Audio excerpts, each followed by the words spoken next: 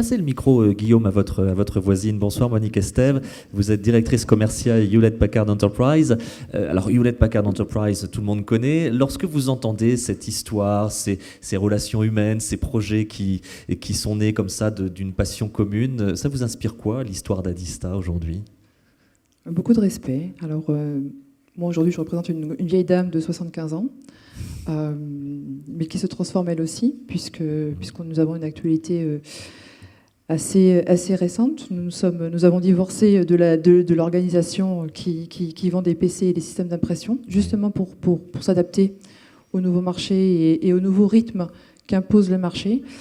Et nous sommes extrêmement proches de sociétés comme Adista pour la simple et bonne raison que même si nous sommes un groupe international, nous avons un réel engagement vis-à-vis des régions, avec un investissement en région, un réinvestissement dans les régions avec des équipes commerciales et tout un tissu service et un accompagnement des partenaires qui date maintenant de 3 à 4 ans.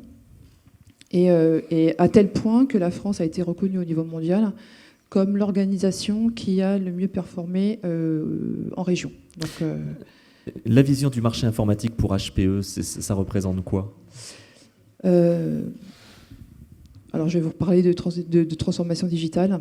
Alors, pour nous, la transformation digitale, c'est pas simplement ce qui est au cœur de notre métier, c'est avant tout une révolution sociétale. Aucun secteur n'est épargné aujourd'hui. Il suffit de regarder autour de vous. Dans les transports, par exemple, vous pouvez louer votre voiture avec Driveview ou WeCar. Vous pouvez utiliser des services de covoiturage avec Blablacar. Vous pouvez utiliser les services du très controversé Uber. Dans l'hôtellerie, vous pouvez louer votre appartement avec Airbnb, vous pouvez partager, faire de la colocation avec guest to guest. Dans l'éducation, vous pouvez vous former sur des MOOC.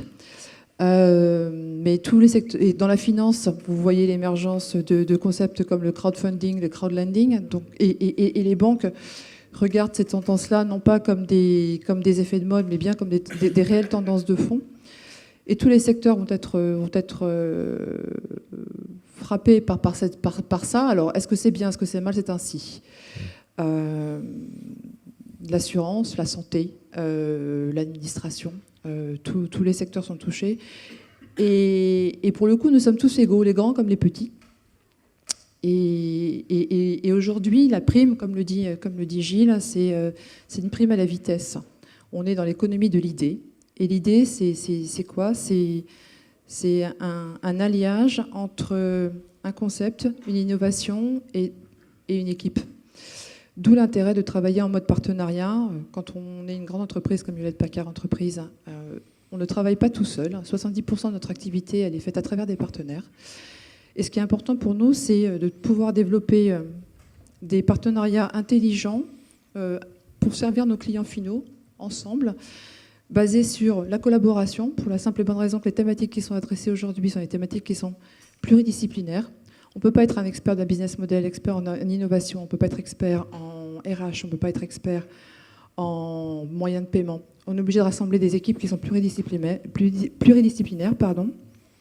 des équipes qui sont agiles, qui n'ont pas de barrière mentale, et des équipes qui se font confiance. On ne peut plus aller voir un client et se croiser dans le hall d'accueil. C'est juste plus possible, pour la simple et bonne raison qu'il faut s'engager. Gilles Comon parlait tout à l'heure de data center de proximité. Et curieusement, lorsque l'on est un groupe comme HPE, comme Hewlett-Packard Enterprise, on se dit que des data centers de proximité, c'est peut-être pas forcément ce qui vient à l'esprit. Et pourtant, si, ça peut faire bon ménage. Et pourtant, si. Alors, nous avons nos propres data centers pour opérer les très grands clients internationaux. Mais là, on se limite à une vingtaine de clients français et on parle de projets de transformation à l'international. Après, nous avons fait un choix et tout à fait assumé de ne pas bâtir de solutions de cloud en propre, de cloud public, puisque nous croyons au fait de capitaliser sur les capacités que peuvent avoir nos différents partenaires. Et nous, on est plus favorable à une Sky Team des clouds plutôt qu'à bâtir un cloud public qui soit brandé, qui soit sous la marque HP. Donc aujourd'hui, nous n'avons pas de solution de cloud, mais nous avons créé une fédération de l'ensemble des solutions cloud délivrées